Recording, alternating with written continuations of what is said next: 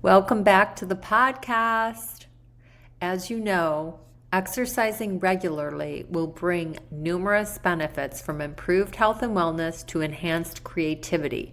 But most do not know that training the mind will bring a host of benefits. Mind training is the self help workout regimen that will enhance every corner of your life. Today's guest has spent the past 30 plus years researching and analyzing self help modalities. She has utilized her learning in thousands of interactions with individuals seeking guidance for breaking through blocks to success in their lives. I am so excited to share Ravinder Taylor with you today. She is the author of Mind Training, The Science of Self-Empowerment, which draws upon 200 scientific studies.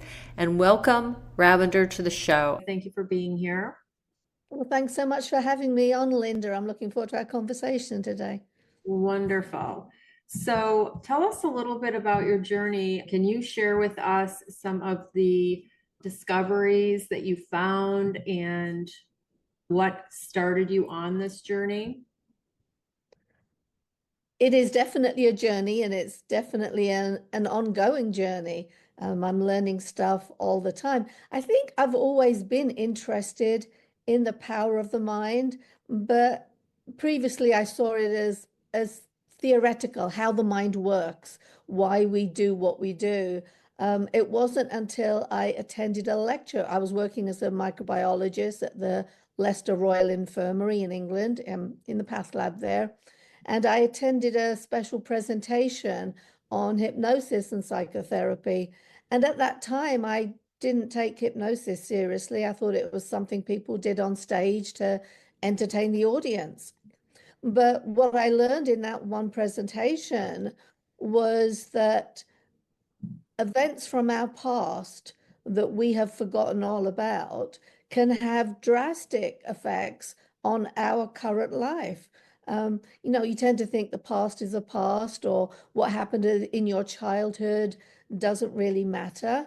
Doesn't matter today because we're grown ups, but these things do have far-reaching effects. So I wanted to learn how that process worked, how our subconscious mind learns this information, creates self-destructive mechanisms. I mean, it sounds ridiculous. Why would our subconscious mind actually sabotage our own success? So it was questions like that drove me forward. And so I've looked at it from two perspectives, both the theoretical, the science behind it. Mind training is very much a science-based process.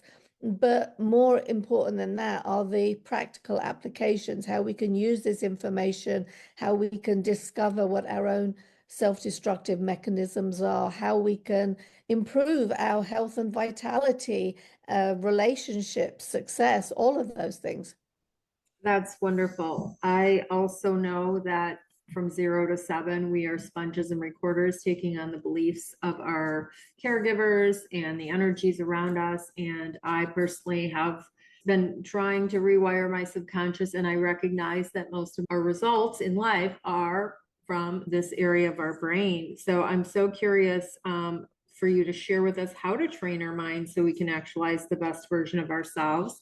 I'm just getting right to the meat. And also, you've worked with thousands of individuals. I want to know what patterns or common blocks you've seen come up again and again in your research. Mind training is a big subject, but the process actually isn't difficult. The most important thing to realize is, most of us think that we are just who we are. Our genes have made us this way, God has made us this way, circumstances have made us this way, and there isn't anything you can do about it. Mind training is first about understanding quite how powerful your mind is, and there are loads of places you can go for real concrete evidence about that. But then it's also about learning how we get programmed in the first place. And we can't change our programming from the past. We can't undo the programming from the past, I should say, but we can make changes today. But you have to know what the access points are. One of the analogies that I use frequently has to do with a car engine. when I was younger, you bought a car, you lift up the hood, you see the entire engine. I remember learning how to change the oil, how to change the air filter, all of these things. These days, when you lift up the hood of the car, there's a black cover over the entire engine, but there are access points. So it says if you need to jumpstart your car, here are the points for the battery. Here are the points. They've got these hot points everywhere. And that is more what mind training's about. It's not about becoming a neuroscientist. It's about learning where the access points are, what you can actually do, where you can make the changes. And the process, as I said, the process isn't difficult. In fact, a great deal of it, if I gave you just the bottom line, most people would disregard it because it can be incredibly simple. It can be the type of thing, it's a bit like your parents telling you to eat your vegetables. There are some real basic Please things in tell us, tell us. We want to know. there. But Yeah, I that was was going to ask. why Oh, I go ahead. wanted to make it science-based, to get away from the easy ways to dismiss this information. When you have hard science that shows you as simple as smiling, people who smile more live longer. And there's plenty of research that will support that. So it can sound silly, smile, well, how's that going to help me? Oh no, that's like neuro-linguistic programming, right? Isn't that similar? The Kind like, of. if you're sitting slouched over, you know what I mean? Like the There, depressed person has a physique about them, yes. right? So if you're, smiling, it's hard to be unhappy, right? Same with gratitude. But I'm curious on how you help your clients train their minds. And also, is it similar to like EFT tapping with the meridian points? When you talk about going to the access points, is it like that? Is it like acupuncture? I actually do talk about EFT in mind training as well. An important aspect of mind training is understanding the myths that are out there. There are lots of ideas that are spread. They're really popular. They sound amazing. It's like The Secret, ask, believe, receive, and the universe will open up its cornucopia of abundance. These things are myths, There are kernels of truth in them, but they have been taken way too far. So when you talk about EFT, as I said, I actually go through that in mind training. I have heard lots of different teachers of EFT telling you, well, tap here, tap there, but it doesn't matter where you tap. You can tap anywhere, which totally undoes any argument that it's related to acupuncture or acupressure. If you can tap anywhere and get the same result, That's news to me. I that's haven't just heard not, that. yeah, that's not accurate. And you look at the process of EFT, a great deal of that is free association. Mind training does discuss in depth how to access information from your subconscious mind. But one of those things can be free association. When you're asked the first thing that comes to mind when you think of something, when you start throwing out ideas and you're doing that on automatic, well, you can be surprised some of the information that comes up. So it's not that the tapping is doing anything. The tapping is rhythmic. You get that fast pace. It takes your mind away from thinking seriously and sensibly, and you start throwing out ideas. When you throw out ideas, lots of the ideas can be garbage, but some Mhm. of the ideas can be good. EFT seems to have helped a lot of people, including myself, to be honest. So I don't know. There is research out there that shows EFT to be helpful, but when you actually dig into the research itself, they've actually shown that it's not the EFT that is providing the benefit, it's the process. So Mm. it's a bit like mindfulness as well. For a long while, I was just not very positive about mindfulness at all. Mindfulness is about thinking about your thoughts. But most of the research out there on mindfulness is really research on meditation. Yeah. Meditation is solid and real, but the way mindfulness, it became so popular at one point that To me, mindfulness is sitting, is being present, is eating your food and tasting the bites and not just devouring, like eating quickly. It's like being mindful, being present with your children, being present with people that you're with, mindful. Look at the sun, like really being here instead of like in the future or in the past. That's what I consider, and meditation too, like where you're sitting still. both of them are actually a whole lot more. I have been digging deep into mindfulness, and I'm a huge fan of it today, but it goes beyond just being in the present. Being in the present, you take that apart. Being in the present, your mind isn't racing forward. When you're in the present and you're tasting the chocolate or you're appreciating washing your hands, that's an example that I like to use I do a too. lot, and it's very beneficial. But from a scientific perspective, what you're doing is slowing down brainwave activity. Mm-hmm.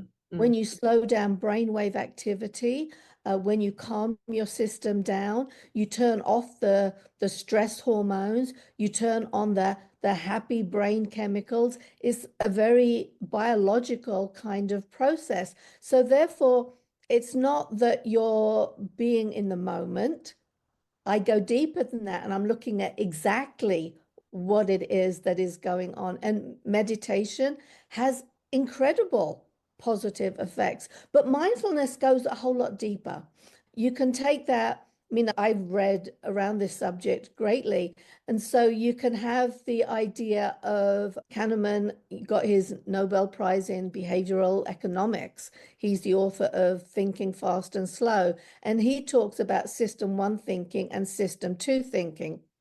System one is the automatic. That's the information that comes from your subconscious mind that is frequently using information that is outdated. System two thinking is thinking again about it, thinking things through for yourself, actually questioning everything. So Like, I heard an example on mindfulness where, you know, I was listening to Ellen Langer talk about it. She's absolutely brilliant. That's where I really honed in on the benefits of mindfulness. But we have ideas, we have assumptions, we have beliefs. Society has these beliefs. Mindfulness is about questioning them. yeah, It's about noticing what you're questioning them noticing, afresh. becoming, I'm sorry to interrupt you, becoming the observer of your life, noticing what you're noticing your patterns, noticing your thoughts, right? It's about questioning them.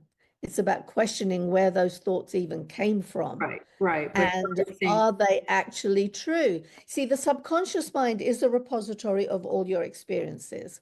Benjamin Libet in the 80s he did the first research that shows there's activity in your subconscious mind before you make a choice. So in these experiments, and it's been repeated, it is repeated, John Dylan Hayes repeated it, it's actually repeated it as well, different formats. And what they basically do in these experiments is you're told to choose whether to say, press a button with your right hand or your left hand. And you're supposed to indicate when you make that choice. But technicians looking at brainwave activity can predict up to 7 seconds earlier what it is that you're going to choose. So 7 seconds before you've decided what you're going to choose, your subconscious mind has already made that choice. So right, this your information, default, your it's default program. drawing on. Yeah, exactly. And we operate on automatic a lot. Mindfulness is about getting out of the automatic responses. It's about questioning everyone else. Just because you go to the doctor, he gives you a diagnosis, you ask him how long you think you're going to live. They don't know. They Right. don't actually know. But the power of the authority figure, the prefrontal cortex, shuts down in the presence Yeah. of the authority figure. You don't have the ability, and it becomes a self-fulfilling prophecy. So here's an example that is really rather shocking. But people who get a cancer diagnosis have much increased likelihood of dying from a stroke or a heart attack. It is the diagnosis that can cause these other things. It's going to be the fear response. And when the doctor tells you you've got X amount of time left to live, well, the stress, the fear, the self-fulfilling Yeah. prophecy. If you Yeah. don't die of the cancer, as I Right. said, you die of stroke or heart attack. Yeah, I interviewed a guy, it's on my podcast, and he was told he had a month, I think it was a month or a few months to live, and that was 4 years ago. So he decided he's gonna fight, and he took these certain actions, and he had love, a lot of family, and his wife was around 24/7. Anyway, he's writing a book, and he was on the show. But it's true. I was misdiagnosed multiple times by doctors, and I was my own advocate and did all these things. And, it's a whole story. But it's true that you can take on this label that one person said and allow it to dictate all these things. When I love what you're saying around mindfulness, because because I've grown and healed and evolved so much, I'm very aware. I'm very self-aware. Like you said, where did this come from? Where are these thoughts? Why am I behaving this way? Right? I know differently, but it's rewiring by being aware and choosing differently, consciously choosing differently. Right. And usually, so I don't know if you study the Course in Miracles, but the big shift is the ego and the fear to love and a higher self. And every time I choose love instead of that ego default program, there's a blessing on the other side for me. Every single time. There's been a blessing on the other side. But I have a program of fear and everyone's out to get you and, this negative stuff that's, it's a whole story, but I've been listening to Tony Robbins and Brian Tracy for 20, 30 years in my car when I was in real estate. And then when I moved to Florida 3 years ago and changed my whole life and did a quantum leap and, energy shift and things like that. I'm curious though, what your book, you talk about how to train our minds so we can be the best versions of ourselves. What tools, I know you want people to buy the book, obviously, and it sounds very intriguing, but I'm curious what kinds of, you said it's very simple. So I'm curious. And, I'd love to hear what some of the most effective ways you've helped people break through blocks to success and stuff. I do talk to people a lot. One of the most common things that I can find is, someone comes to me and they have this long list of things that they want to fix. Some people who are, followers of the law of attraction want easy ways to do all of this. They don't want to do the work. They want to find out how to believe enough. So what I frequently find is when I'm talking to people, because they've got this long list of things that they want, this cornucopia of abundance that The Secret talks about, they're not being practical in what they're doing. So what I will always tell them, first of all, is what would make you happier today? What would help you feel better today? And for most people, that is reducing the stress right now, maybe having some confidence, maybe peace, inner peace. Yeah. I mean, isn't that really the basis of all of self-help? But I also do find frequently, I was speaking to someone, this was a while ago, and she had tried one of our weight loss products. We have the Inner Talk Subliminal Self-Help programs. It's the only such technology on the market that has been researched by independent universities and institutions and been demonstrated effective at priming how you speak to yourself. How you speak to yourself is a mirror on your inner beliefs. So this woman was working with Gold nugget. You just mic drop for what you just said. Say it one more time, what you just said. Your self-talk is a mirror of your inner beliefs. that subconscious programming that runs in the background that we know nothing about, but your self-talk can reflect that. So with this particular customer that I was speaking to, she was working with our weight loss program and it wasn't working for her. So I talked around it before. When it comes to weight loss, you have to think not only about today and your goals to lose weight, you have to realize what the programming is in the background that keeps you in some of the old patterns. So perhaps whenever you were upset as a child, mom always gave you ice cream. So as an adult, you think automatically, I need ice cream because I'm upset. Or conversely, I've done something good. So I deserve a treat. I deserve a reward. But in Yes. this woman's instance that I was talking to, we talk around the subject, and through that came the idea that she had been abused as a child. Mm. She had taken on board, she had abuse in her childhood. And when I said that, she said, "Oh, okay." So then she went and tried our Survivors of Abuse program. She called me back a week afterwards, said that she'd had some kind of breakthrough. That was what it was. And from there, she was able to use our weight loss program and was doing well now at keeping to her diet, Mm. keeping to um, what her desired goals were. Another example I've got of that one that I really like, there's a TV show my husband likes to watch. It's a survival show. And they will frequently drop off two people, a man and a woman, in some really inhospitable environment. They are stark naked Mm. and they have three tools and they have to survive the 21-day challenge. Oh, wow. They can be in a swamp, they can be in a jungle, they're in some really scary places. And as I said, they're not wearing a stitch of clothing. There's been several shows where you see the guy is this big bodybuilder type. So he's got this beautiful body, all the muscles are well outlined, but he wants to challenge himself because, well, how much more of a man can I be? So he wants to do this challenge. And the person he's paired with in comparison, a female, can look rather puny next to him. I cannot tell you the number of times, Linda, where it is the big bodybuilder who taps out after 3 or 4 days. But when you stop and think about it, for bodybuilding, They need that food, takes protein. that takes a great deal of dedication. Oh, They're dedicated to their process.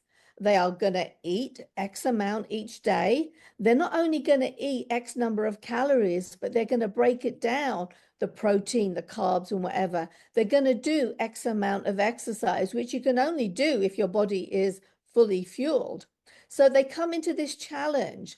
They want to prove that they are butch or macho or whatever, but it goes against the years of work they've put in yeah, creating that makes the sense. body beautiful. Then it becomes, well, what do they want more?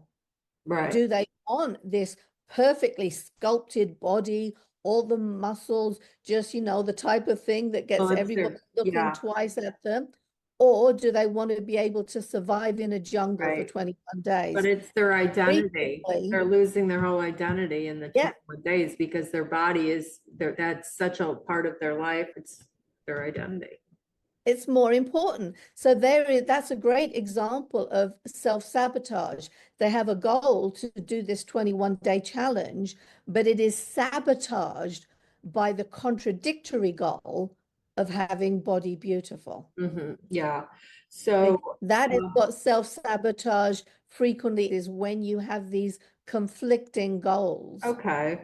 I have a question, Raven. Spirituality, does that play a part in any of this? Because the secret in these universal laws you mentioned, you think there's some truth to it, but you feel that it's over exaggerated in different things. I think that I kind of agree in some ways, but I think we live in and I believe you believe this to be true. You can tell me if you agree that we live in a vibrational universe, that we live in an energetic vibrational universe. Is that accurate to you? Do you believe in that? I believe in kindness. I believe in energy. I mean, I will often refer to someone having positive energy or negative energy.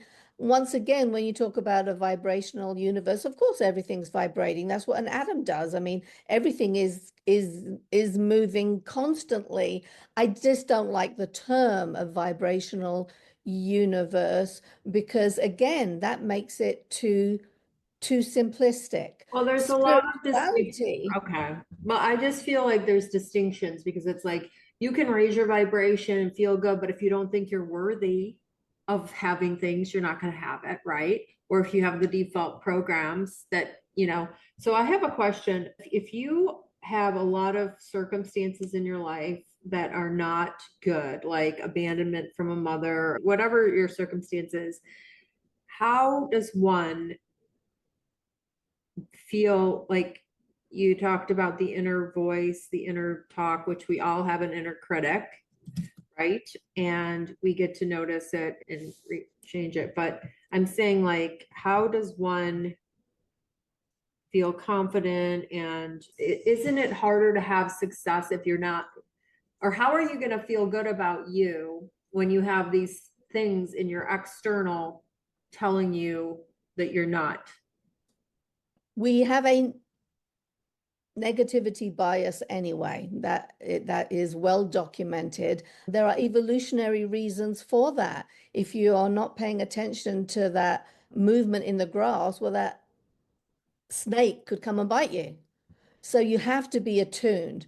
Today, we're not dealing with dangers like snakes and tigers, but we are herd animals and being ostracized from the herd, not being accepted by the herd, that can have huge implications on our sense of well-being, our esteem. So, that part of it is really important. The negativity from all our experiences, that is what gets locked in the subconscious mind. So for someone who has had a difficult childhood, well, that becomes a more extreme example. The fact is, we all have stuff in our childhood. We all have that I information agree. locked I'll have away in trauma. our subconscious mind. There's two ways that you can deal with that. You can look forward and say, up until now, I have been this way.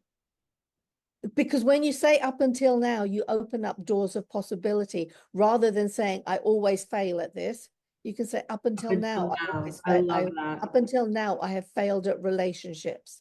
So you can go forward, and that is where our inner talk programs can be really helpful. See, because of our negativity bias, those negative comments have so much more power. John Gottman at the University of Washington has discovered when looking at relationships that when your partner says something negative to you, they can't just apologize once and it's over and done with. There needs to be at least 5 positives to outweigh every negative. And this doesn't only hold in relationships, it holds in the business sphere as well. And then, of course, there can be the degree of the negative comment. Mm-hmm. Telling yourself positive affirmations Yes. that can't hope to compete with that biting comment that a friend said to you or a parent said to you that really put you down. So positive affirmations can only go so far. But with the Inner Talk subliminal programs, the information is presented in such a way that the conscious sensory isn't there. So Mm, you can have an affirmation like, I am good. But then when you stop and think about it, you can say, well, good at what? What does good mean? Actually, I'm not really good. I was mean to my husband this morning, or I could have been more patient with my children. What does good mean? How high do you right, have to right. go to The actually be perception. good? There isn't Right. an end point with that.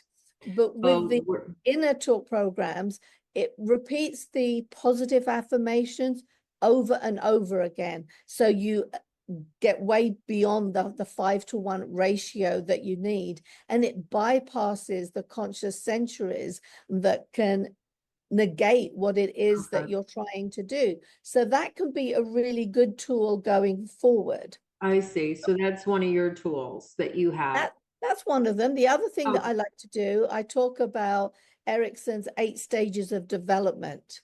And I outline that in mind training. And it's worth going back and looking at the different stages to see where your hangups come from. So there's an example that they give. They've actually looked at infants from, up to 1.5 years of age. And by assessing their degree of attachment to their primary caregivers, their parents, whoever that is, they could predict how many friends they would have in high school Mm, and the kinds of relationships that they would have, the personal relationships. For me, when I looked at Erickson's stages of development, I looked at the point at which you have the feeling of inner competency. And I realized that for me, I was a mass of insecurities and unworthiness. But when I looked at the outlines that he gave, I could see exactly in school where I grew up. I was in England. At that time, racism was a whole lot stronger. We were the only brown family in the school.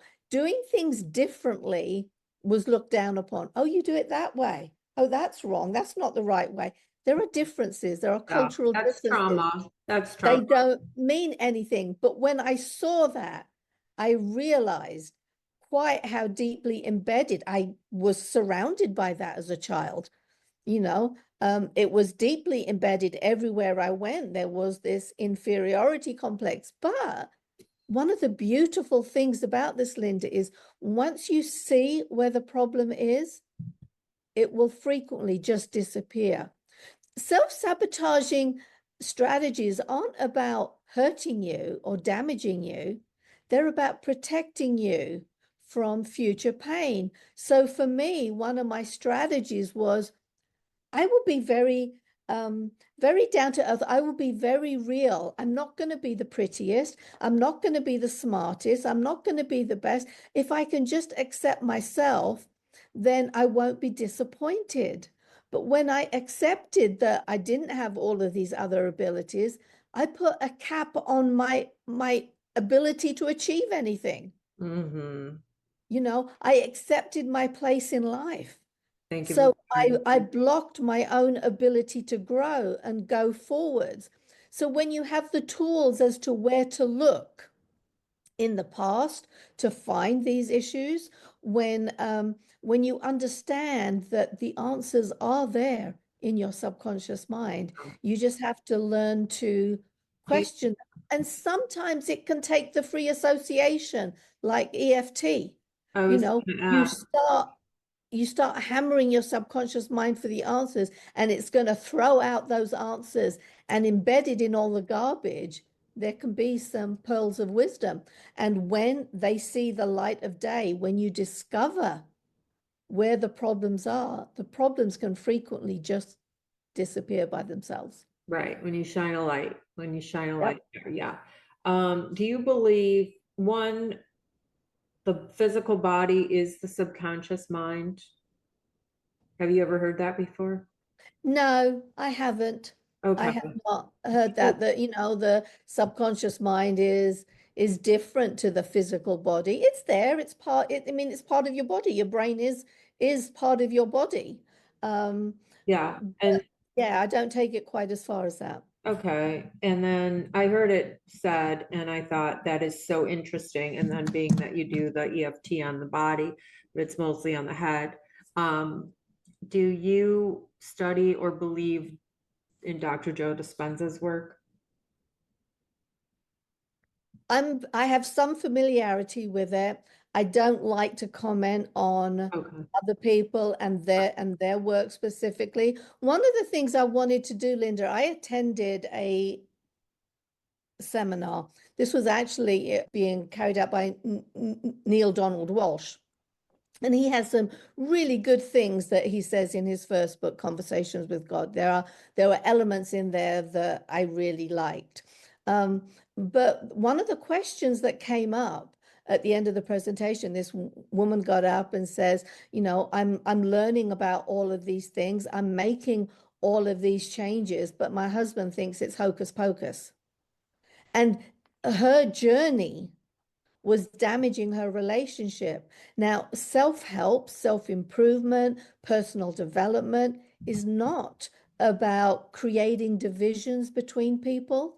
It's not about damaging relationships. So what I wanted to do with mind training was I wanted to create something that was so solid, so science-based, that the most skeptical, anti New Ager, anti self-help person would be unable to deny it.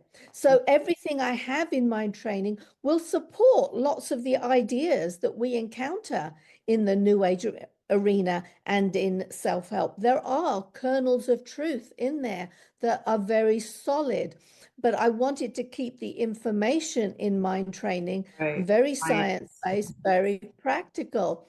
But to come back to the question that you started to ask earlier about the spiritual component, I am a spiritual person.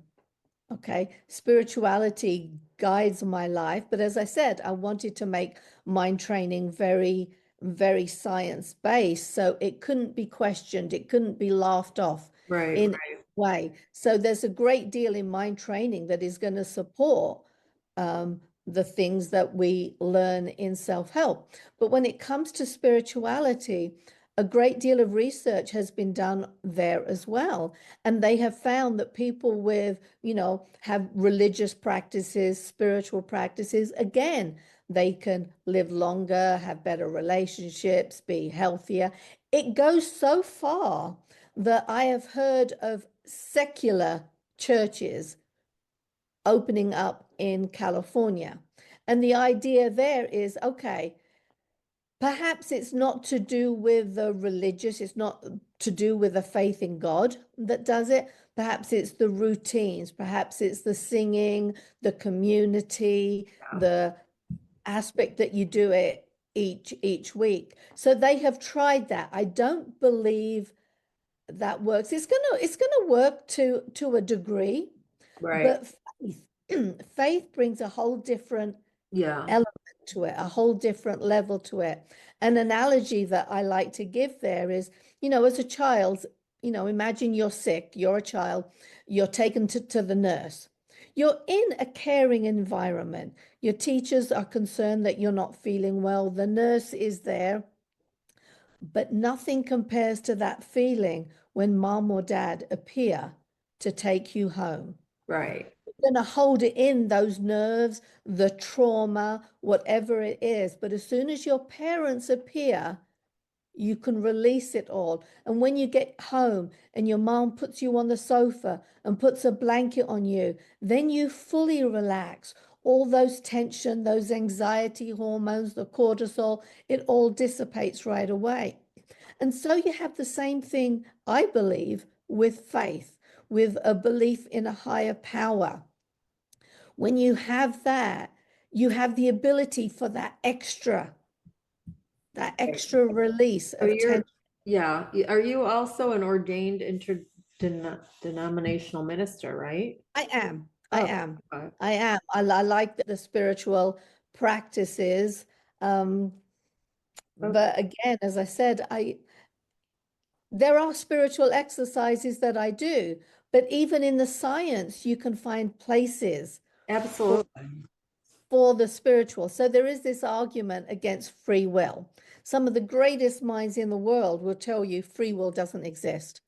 It's all a matter of your genes and Yeah. circumstances, No, I the don't think so. subconscious processing, or the subconscious beliefs that you have. They will tell you that. And the evidence is overwhelming. It is right there. And as I said, when we was talking about Benjamin Libet and the idea that, your choices are made on a subconscious level, there is all of that there. But when you understand that your choices come from your subconscious mind, you can take charge of how your subconscious mind is programmed. And that's what That's you do. what You your mentioned program. it several times in this conversation. You talk about the doctors telling you something, but you choose to believe differently. You choose not to turn all your power over to that authority figure. Exactly. So somewhere you have also programmed in your subconscious mind to question some of these beliefs.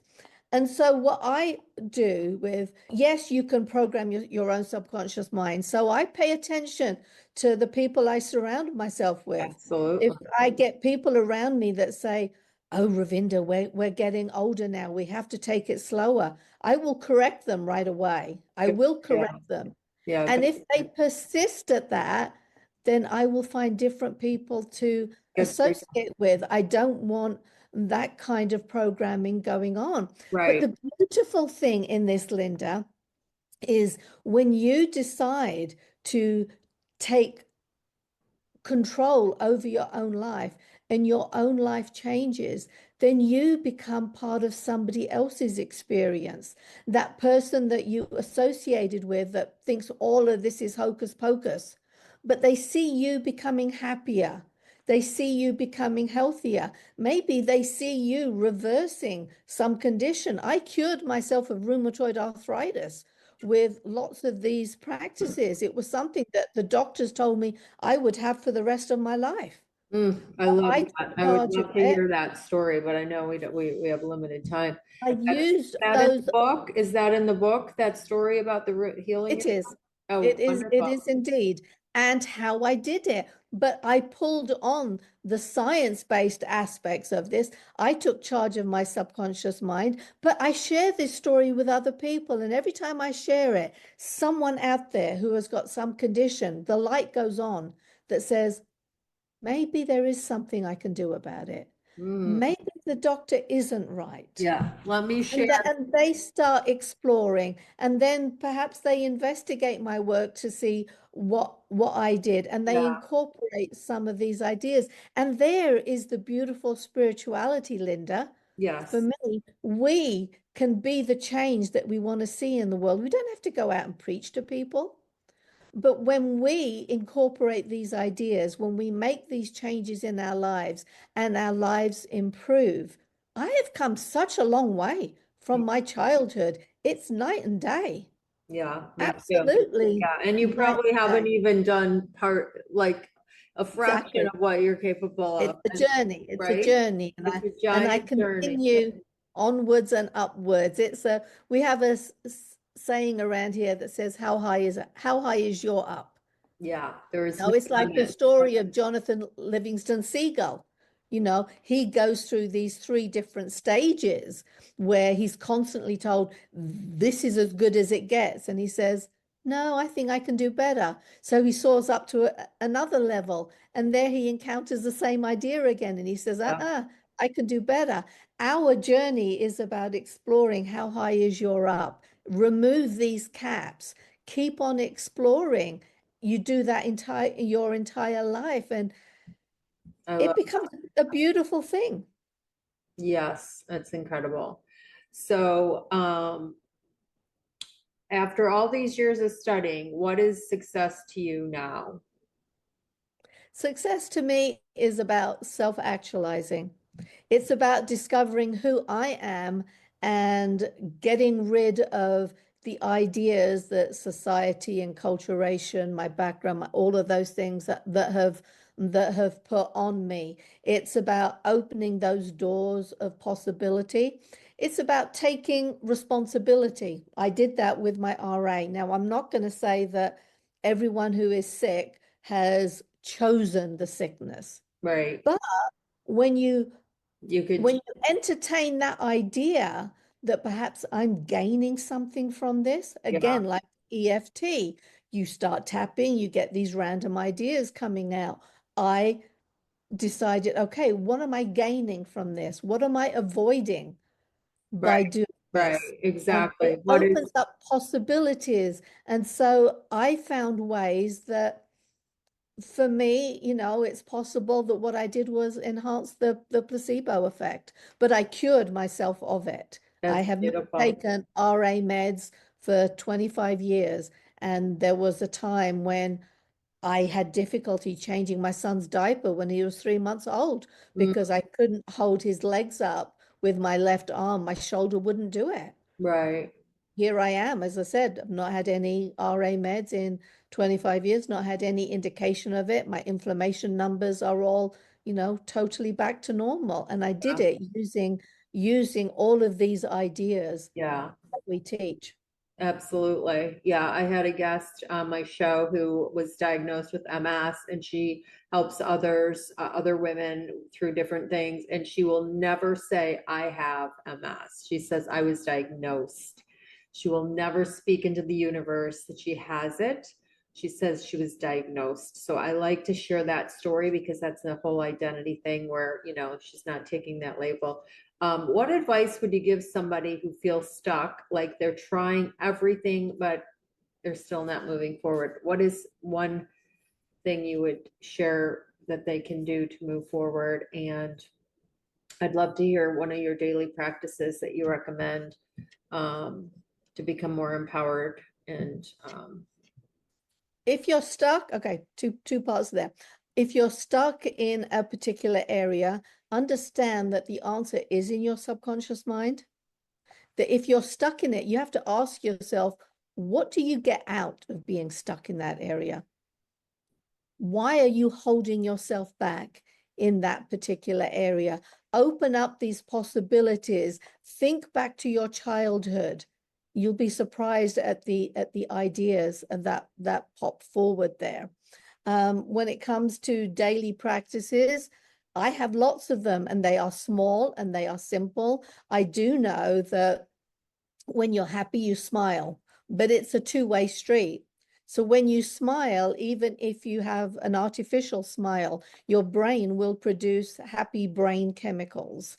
Um, there are lots of things like that. So I do incorporate smiling, diaphragmatic breathing. I incorporate the gratitude at nighttime when I'm going to sleep. I will tie those together. When I get into bed, I take 3 diaphragmatic breaths, which will automatically reduce the stress chemicals in your body, replace them with the happy chemicals. It causes your body to relax. It's very physical.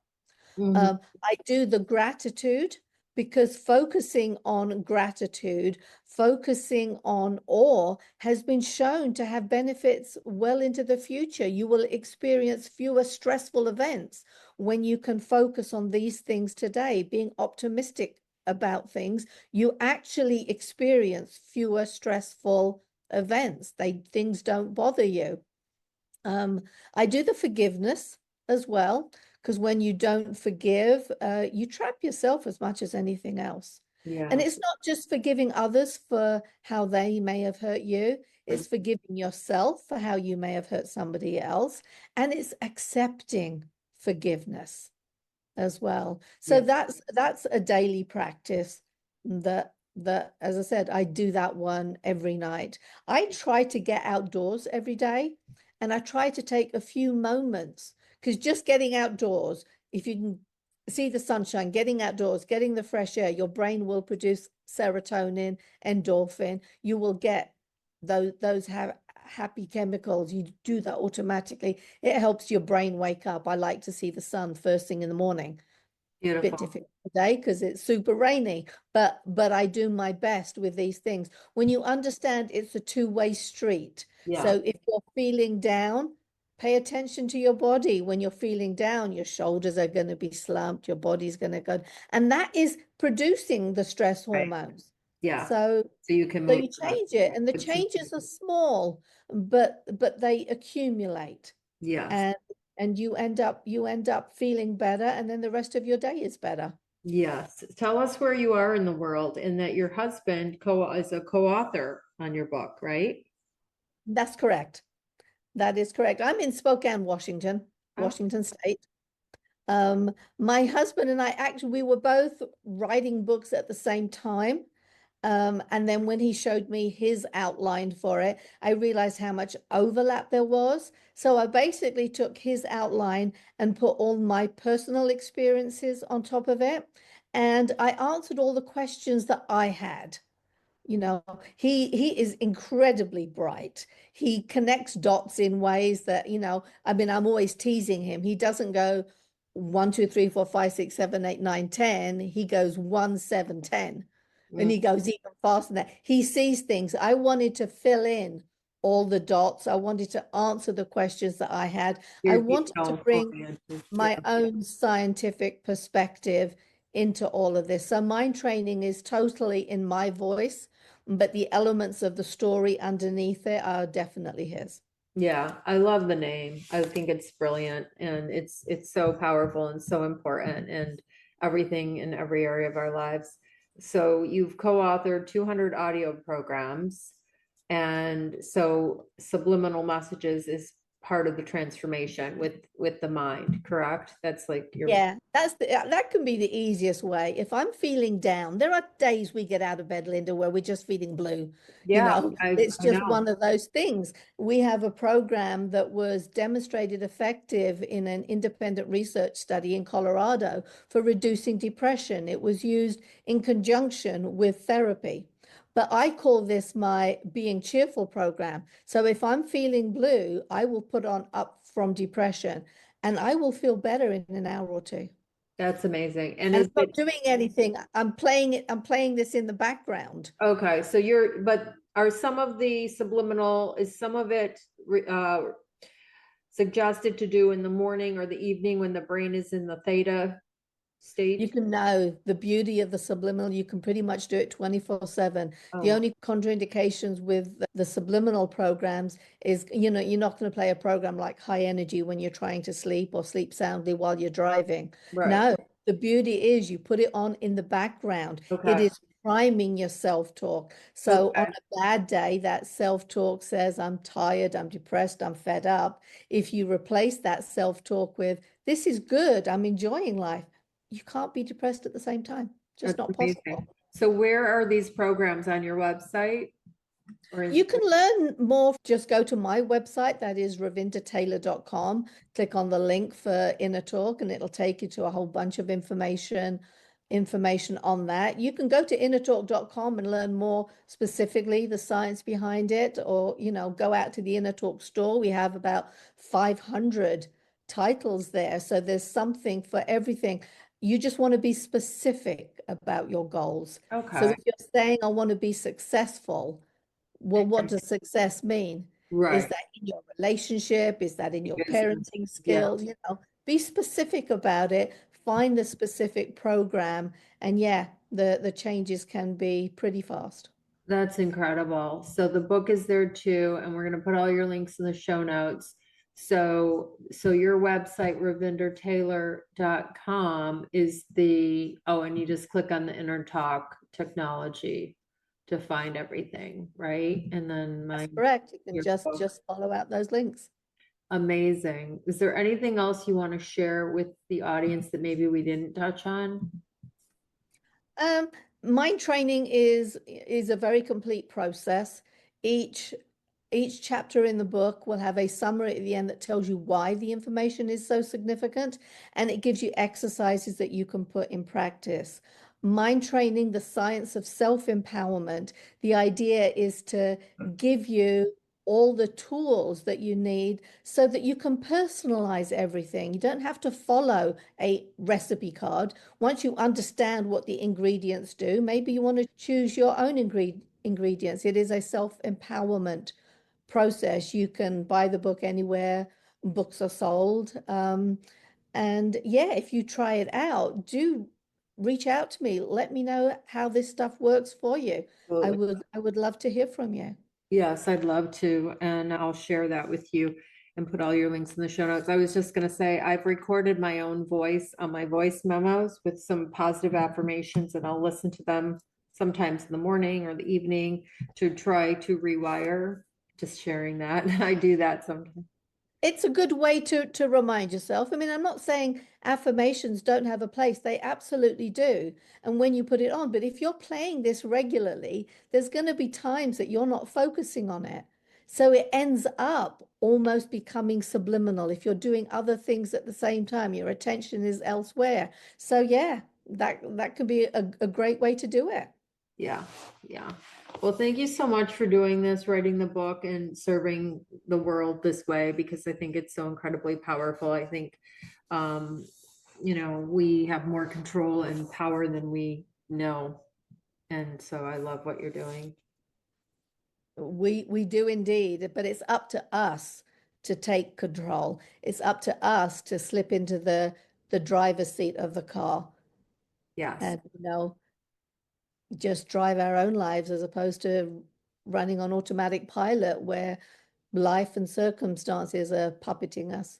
But we have the power, we have the ability. The more you do it, the easier it gets, the greater the benefits become, and the more you become an example in the world.